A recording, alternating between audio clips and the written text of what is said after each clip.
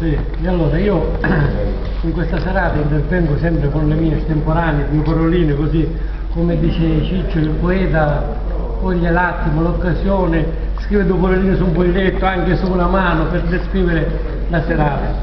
E allora, questa pizza l'ho definita così, la pizza di San Valentino, un frumento profondatino.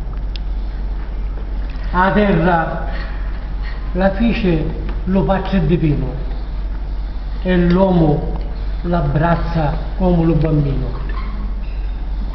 La zappa con fatica e sorore e i suoi frutti li mangiamo con tanto amore.